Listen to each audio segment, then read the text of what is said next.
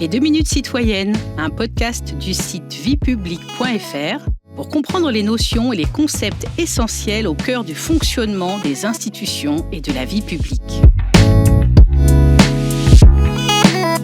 Bonjour, je suis Delphine, rédactrice pour le site viepublique.fr et aujourd'hui je vais vous parler du rôle du président de la République en matière de défense nationale.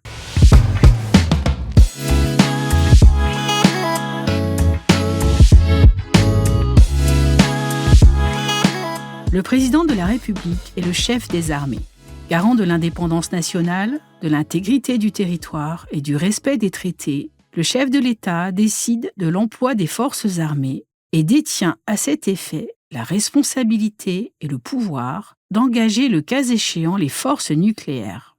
Par ailleurs, le chef de l'État préside le Conseil de politique nucléaire et le Conseil de défense et de sécurité nationale, qui est compétent pour toute question de défense et de sécurité. Le président nomme aux emplois militaires de l'État, selon l'article 13 de la Constitution. Alors d'où vient l'attribution de la défense au chef de l'État ? Elle vient du traumatisme de 1940.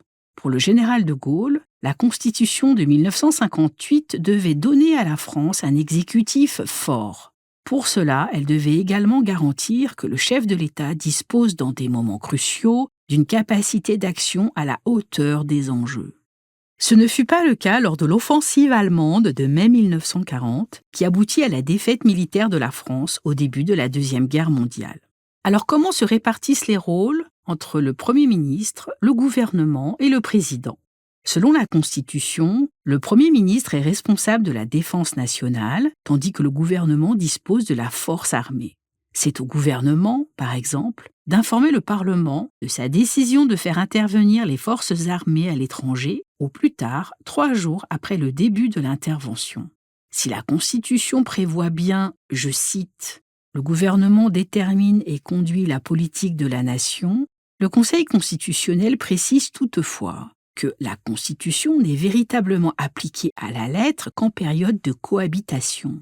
C'est dire qu'en période de concordance des majorités présidentielles et parlementaires, soit la plupart du temps, c'est bien davantage le chef de l'État que le gouvernement qui détermine la politique de la nation. Quant au service militaire, le président de la République a récemment décidé de créer un nouveau service basé sur le volontariat. Alors le président peut-il déclarer la guerre sans l'accord du Parlement ? Non. L'article 35 de la Constitution est très clair. Il dispose, je cite, « La déclaration de guerre est autorisée par le Parlement. Jamais appliquée, cette disposition ne doit pas masquer le rôle essentiel du président en matière de défense, qui est une des marques de la Constitution de la Ve République. Les opérations extérieures, dites OPEX, sont quant à elles décidées par le président. Mais en période de cohabitation, le Premier ministre peut s'y opposer.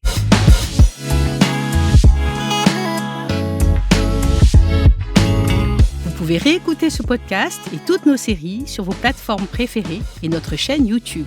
N'hésitez pas à vous y abonner.